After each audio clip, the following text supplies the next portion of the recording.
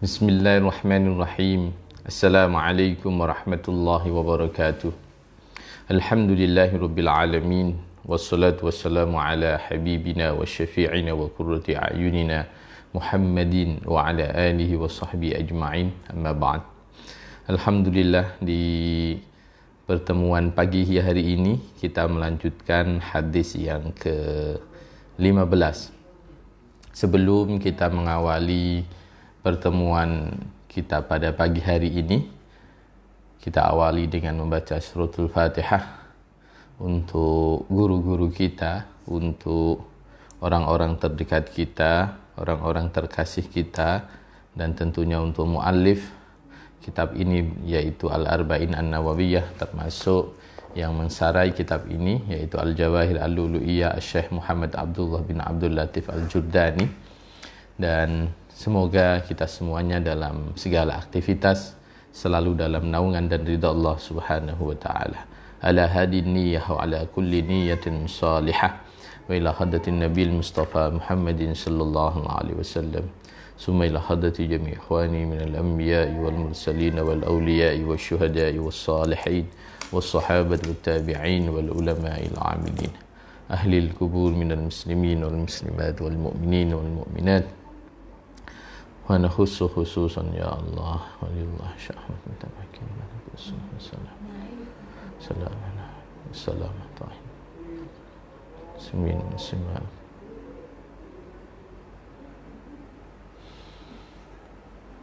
Al-Fatihah.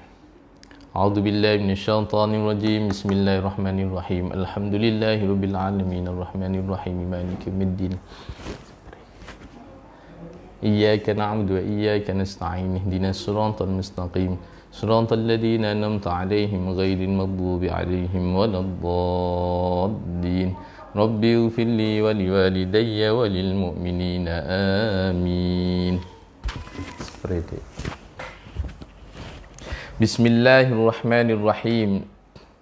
Qala al-muallif rahimahullahu ta'ala wa nafa'ana bihi wa bi'ulumihi fid dharain amin amin ya rabbal alamin.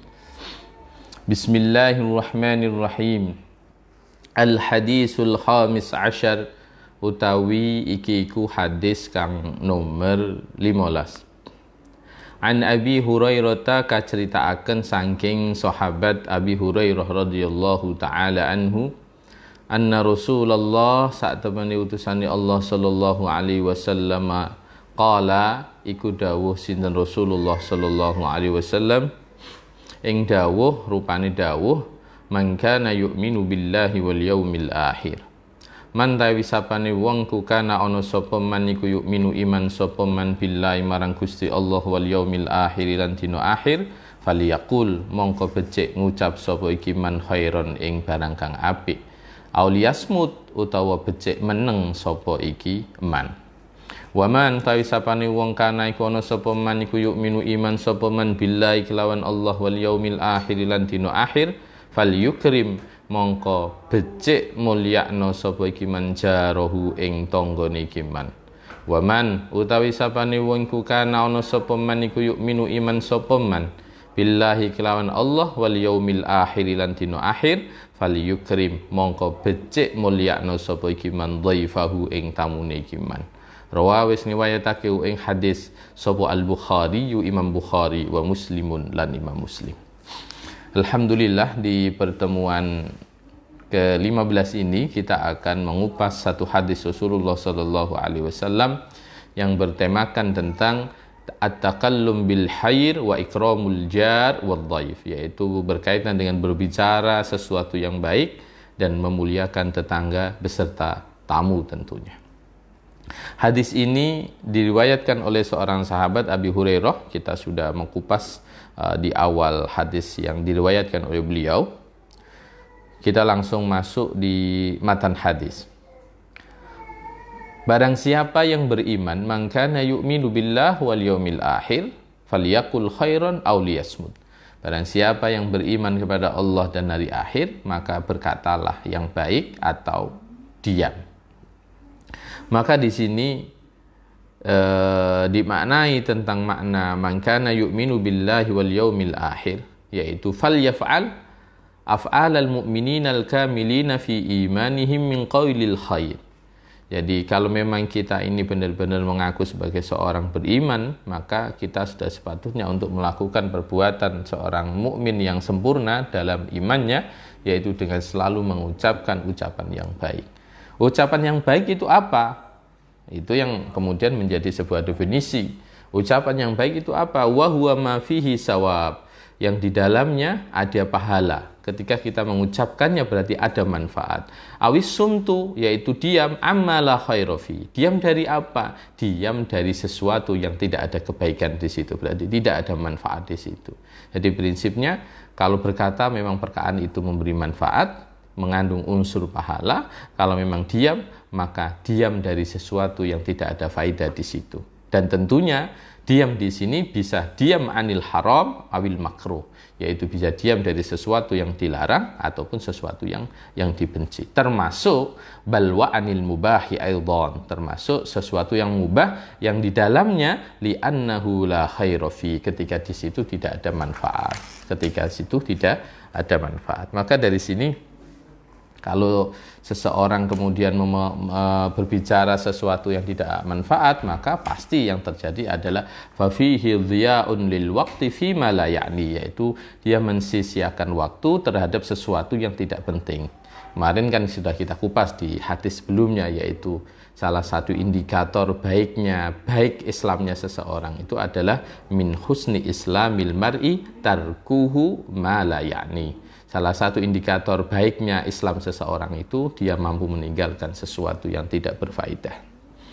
Maka para sahabat semuanya, para santri yang dimuliakan oleh Allah Subhanahu wa taala. Jadi dalam berbicara itu bisa kita katakan seseorang ketika berbicara fa in takallama fa imma bi khairin fa huwa ribhun.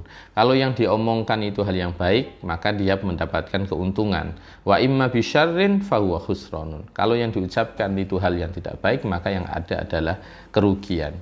Wa in sakata fa imma an syarrin fa ribhun. Maka ketika seseorang diam dari sesuatu yang jelek, maka dia mendapatkan keuntungan. Sama sebaliknya, kalau kemudian dia diam dalam hal kebaikan, maka fakhusronun, maka dia akan mengalami kerugian. Maka lihat konteks dan kondisi tentunya. Para ulama wadakara ba'duhum annal kalam arba'atu aqsam, dararun mahdun wa naf'un mahdun wa dararun wa manfa'atun wa la darara wa la manfa'atah. Jadi para ulama, sebagian para ulama membagi ucapan itu menjadi 4 bagian. Satu, ada yang ucapan yang murni mengandung bahaya, berarti doror di situ. Kemudian ucapan yang murni mengandung manfaat, ucapan yang di dalamnya ada manfaat dan madharat, juga ucapan yang tidak ada manfaat dan tidak ada madharat. Maka para ulama dari seluruhnya itu 3 itu, maka semuanya supaya untuk dihindari. Karena di dalamnya ada doror, di dalamnya tidak ada manfaat, di dalamnya ada antara manfaat dan madharat. Maka yang hanya kita untuk bisa melakukan adalah fala yabqa illa qismar rabi' wa huwa ay an-naf'ul mahdhu, yaitu yang murni di dalamnya ada manfaat. Itu pun para ulama menyampaikan itu pun masih ada celah untuk sebuah dosa, padahal manfaat. Kenapa? Karena di dalamnya ma fihi ismun minar riya wal ujub wa nahwihima. Karena kadang walaupun itu ucapan baik, walaupun itu ucapan yang bermanfaat, kadang tujuan kita mengucapkan adalah pamer ataupun kemudian kita bangga dengan diri kita sendiri. Maka dari situ ibarat kata begini, yang baik saja itu masih dikhawatirkan ada fihi riya wal ujub, dikhawatirkan di situ ada pamer, di situ ada membanggakan diri sendiri, maka apalagi yang jelas-jelas ada madharat, yang jelas-jelas di dalamnya ada manfaat dan madharat, dan yang jelas-jelas la manfaata fi wala darara fi. Yang di situ tidak ada bahaya dan tidak ada manfaat. Kalau tidak ada bahaya, tidak ada manfaat, berarti ya mulghah. Ya itu tidak perlu ngapain kemudian dilakukan. Maka kalau kemudian kita kita perhatikan ini, prinsipnya begini. Ini cocok betul dengan apa yang disampaikan oleh Luqman terhadap anaknya. Laukanal kalamu min fiddatin kana sukutu min dahabin. Seandainya berbicara itu terbuat dari tembaga, maka diam itu terbuat dari emas. Maka kalau kita tahu ini banyak kisah di sini di Al-Jawahir, seorang wali diangkat karena dia mampu menjaga lesannya untuk tidak berkata sesuatu yang tidak penting. Termasuk di era seperti sekarang, kalau kita ngomong man kana yu'minu billahi wal yaumil akhir falyaqul khairan aw liyasmut. Kalau di era sekarang mungkin bukan sekedar berbicara, tetapi tangan ini kemudian mampu bahkan lebih tajam daripada ucapan, karena sekarang orang dengan mudahnya membuat status di Facebook, di Twitter, di Instagram, dan dia tidak berpikir bahwa itu akan memberi implikasi buruk pada orang lain, atau yang diposting itu tidak ada manfaat. Maka kalau kita tarik perihal dengan ucapan, karena tangan ini juga bisa menerjemahkan apa yang kemudian menjadi pikiran kita, maka sebenarnya orang kalau berbicara atau kita tarik yang di era seperti sekarang itu menulis di sosial media, minimal begini, ini dikatakan oleh para ulama, inna adna naf'is as-salamah. Sesungguhnya serendah-rendahnya manfaatnya orang diam itu apa? Ya selamat. Orang diam itu minimal dia selamat, tidak akan jatuh kepada sesuatu yang nanti bisa membahayakan dirinya. Wa adna dararin nutqi an-nadamah. Dan serendah-rendahnya bahayanya orang berbicara itu adalah penyesalan. Penyesalan, hanya penyesalan. Bukan kemudian sampai menyakiti orang juga bukan, atau bahkan dilaporkan dihukum juga bukan. Maka sebagaimana tadi disampaikan bahwa serendah-rendahnya manfaatnya orang diam itu ya selamat. Diam itu selamat. Lah, dan serendah-rendahnya bahayanya orang berbicara itu adalah penyesalan. Maka dari sini begitu pengaruh luar biasa bagaimana orang ketika mampu menjaga lisannya. Kalau memang perlu berbicara ya berbicara, kalau tidak perlu lebih baik dia. Maka dari sini banyak perihal tentang kemuliaan, bagaimana seseorang itu tidak mudah mengucapkan sesuatu yang tidak ada manfaat, dan lebih baik diam ketika memang itu tidak dibutuhkan. Maka kalau kita tahu ini, seseorang itu ketika dia bisa menahan dirinya untuk tidak berbicara semaunya sendiri, menulis sesuatu tidak semaunya sendiri, maka sebenarnya dia telah menjaga dirinya dari yang namanya penyesalan, menjaga dirinya yang namanya jatuh dalam sebuah kerusakan.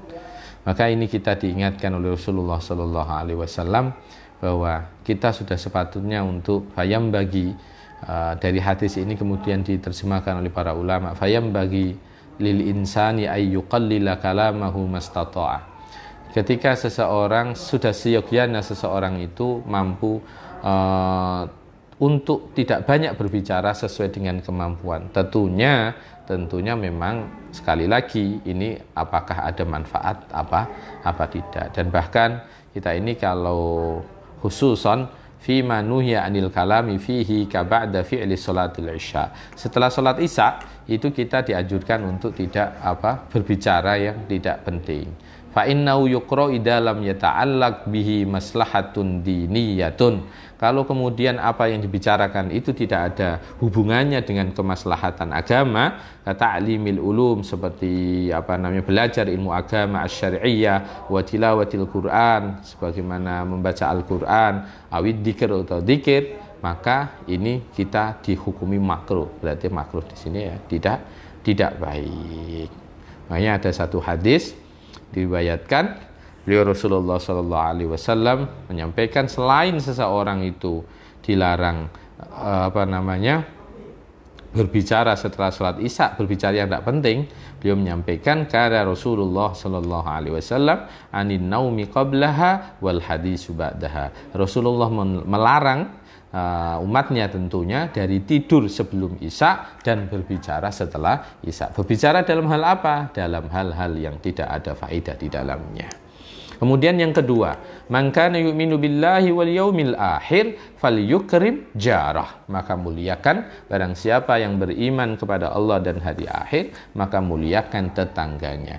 Maka kalau tetangga, cara memuliakan tetangga ini bisa macam-macam. Ini dengan bergaul dengan cara yang baik tentunya. Termasuk ketika seseorang ingin memuliakan tetangga,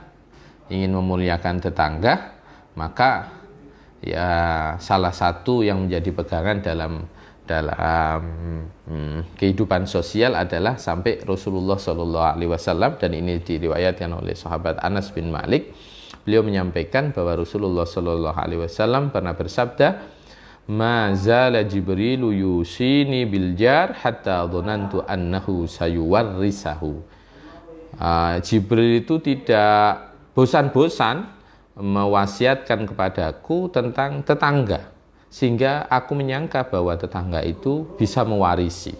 Maka seolah-olah ini kayak keluarga yang kemudian berhak mendapatkan waris ketika salah satu dari orang keluarga itu kemudian meninggal. Seolah-olah seperti itu. Maka banyak hadis tentang kemuliaan tetangga. Barang siapa yang beriman kepadaku, kata Rasul, dan dia dalam kondisi kenyang sementara tetangganya lapar, dan dia tahu, maka dia Nabi tidak iman kepadaku, yaitu pastinya beliau Rasulullah tidak mengakui kita sebagai umatnya ketika seseorang perutnya kenyang sementara tetangganya sedang lapar, dan dia tahu kondisi bahwa tetangganya itu sedang lapar. Maka para sahabat semuanya yang dimuliakan oleh Allah Subhanahu wa ta'ala, Rasulullah benar-benar mewanti-wanti kepada kita semuanya, sampai beliau menyampaikan dalam satu hadis, man ada jarah faqad adani wa man adani faqad adallah. Barang siapa yang menyakiti tetangganya, maka dia telah menyakitiku, dan barang siapa yang telah menyakitiku, maka dia telah menyakiti Allah Subhanahu wa taala. Begitu mulia tetangga di hadapan Rasulullah sallallahu alaihi wasallam. Rasulullah sallallahu alaihi wasallam. Maka tetangga itu bisa dibagi menjadi 3. Ini diriwayatkan dari sahabat Jabir radhiyallahu taala anhu marfu'an, al-jiranu salasatun. Tetangga itu ada 3. Jarun lahu haqqun wahidun.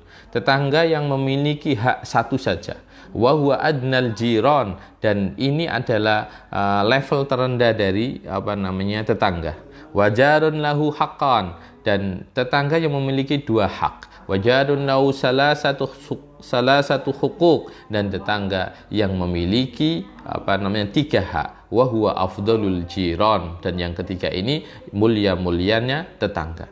Nah, pertanyaannya, siapa itu tetangga yang memiliki hanya 1 hak? Yang memiliki 1 hak adalah fajarun musyrikun lahu haqqul jiwar, yaitu tetangga yang tidak seiman dengan kita, maka dia hanya punya hak sebagai tetangga saja. Wa ammal ladzi lahu haqqan, adapun tetangga yang memiliki 2 hak itu siapa? Fajarun muslimun lahu haqqul islam wa haqqul jiwar, yaitu tetangga yang seiman, dia memiliki 2 hak. 1 sebagai hak sebagai sama muslim, yang kedua hak sebagai tetangga. Wa ammal ladzi lahu salasatu huquq fajarun muslimun du rahmin lahu haqqul islam wa haqqul jiwar wa haqqur rahmi, yaitu tetangga yang memiliki hak 3 itu siapa? Dia muslim, dia bertetangga, dan dia masih ada hubungan kekerabatan.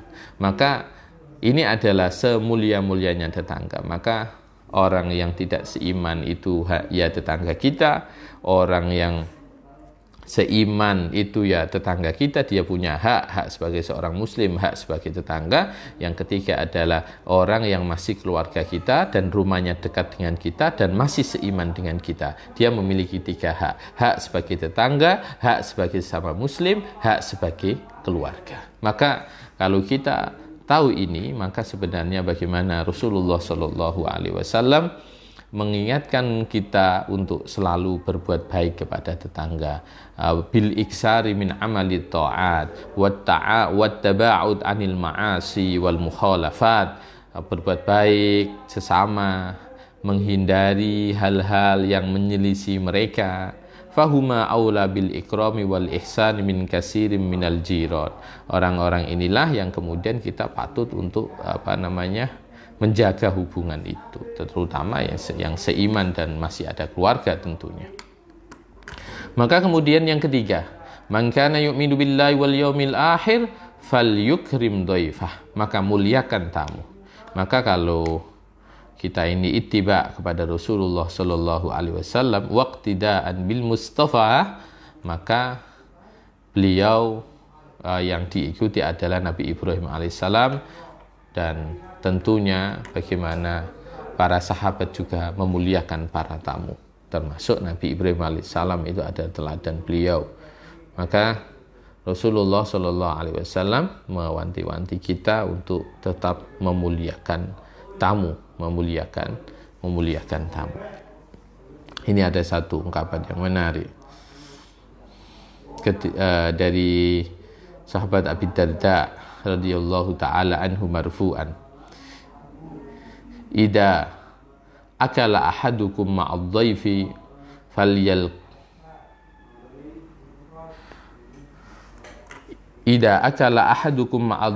falyaqumhu biyadihi, maka kita disuruh untuk menghidangkan dengan tangan kita sendiri ketika kita sedang ada tamu. Fa idza fa'ala dzalik, ketika orang yang menghidangkan makanan atau snack itu sendiri dengan tangannya, kutiba lahu bi amalu sanatin, maka dia akan dicatat sebagai amal 1 tahun. Apa itu amalnya? Siyamu nahariha wa qiyamu lailiha, dia berpuasa pada siangnya dan dia bangun pada malamnya. Maka ini amal yang luar biasa ketika seseorang bisa memuliakan tamu.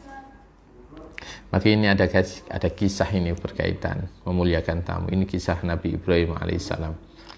Beliau ini mendapatkan ujian, di satu momen beliau itu ya bersyukur, di satu momen beliau itu juga mendapatkan ujian yang luar biasa. Satu momen beliau ada tamu, ini seorang yang menyembah berhala, berarti tidak satu iman ya. Kemudian orang ini diopeni, dikasih makan, dilayani dengan baik. Maka yang kedua, ada seorang penyembah berhala lagi bertamu, dan Nabi Ibrahim berkata, kamu tidak aku temui tentunya dengan cara yang baik, kecuali kamu meninggalkan agamamu, yaitu menyembah berhala itu. Kemudian dia pergi. Maka kemudian Allah Subhanahu wa taala melalui malaikat Jibril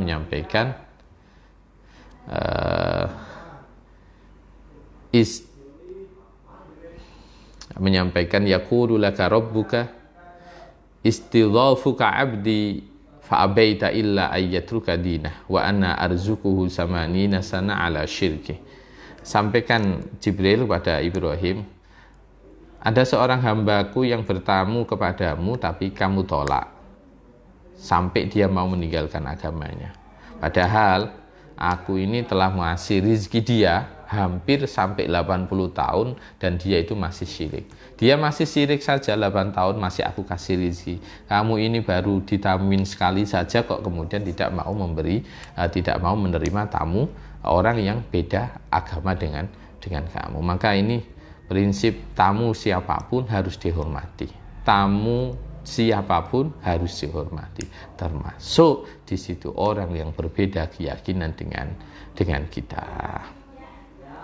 Maka kalau kita pahami Ya, tentunya kita sebagai seandainya kita bertamu di tempatnya kawan, tempatnya saudara, maka ini yang perlu diperhatikan.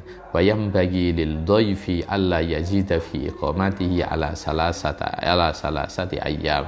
Orang kalau bertamu maka jangan sampai lebih dari 3 hari. Kecuali memang kita tahu bahwa pemilik rumah itu baik dengan kita, tidak ada rasa yang gimana, dan tentunya ini juga dilihat juga. Pokoknya normalnya itu 3 hari, jangan lebih dari itu. Kecuali memang itu saudara kandung kita atau apa. Tapi kalau ini sekedar kawan kita, ya jangan lebih dari itu. Karena kadang orang itu punya aktivitas, orang punya kegiatan, orang banyak hal yang tentunya kita harus memahami. Intinya dari pembahasan hadis yang ke-15 ini, kalau kita memang kita ingin iman kita ini dianggap yaitu iman yang perbuatannya menjadi al-mu'minin al-kamilin, seorang mukmin yang sempurna dalam imannya, maka harus satu, yaitu yang pertama adalah tadi falyakul khairan aw liyasmut. Barang siapa yang beriman kepada Allah dan hari akhir, maka ucapkan yang baik atau diam. Yang kedua, falyukrim dhaifa. Yang kedua, falyukrim jarah, muliakan tetangga. Lah tetangga itu kadarnya berapa? Maka di sini disebutkan tetangga itu kiri, kanan, orang-orang terdekat kita, dan kadarnya adalah 40 rumah. Nah, di sini. Dulu saya sering mendengar tetangga itu hitungannya berapa? Makanya di sini disebutkan wa'lam annal jar yutlaku ala sakin ma'a ghairi fi baitin wa alal mulasik wa ala arba'ina darun min kulli jambin, yaitu ya orang-orang yang di sekeliling kita, kiri, kanan, depan, itu 40. Itulah kadar tetangga. Maka yang ketiga, kemudian selain memuliakan tetangga, kita memuliakan tamu dengan kemampuan kita, tentunya dengan kemampuan kita, juga jangan memberatkan diri sendiri. Insyaallah semoga pertemuan ini diridhai oleh Allah Subhanahu wa taala. Wallahu a'lam bissawab.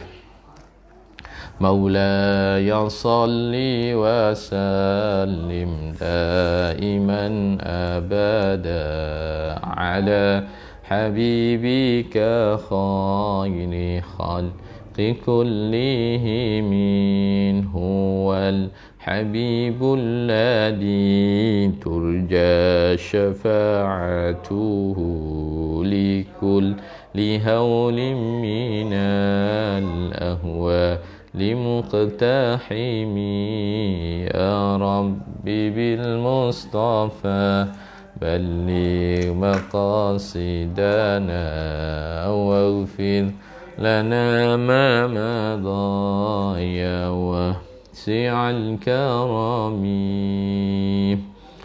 Terima kasih. Assalamualaikum warahmatullahi wabarakatuh.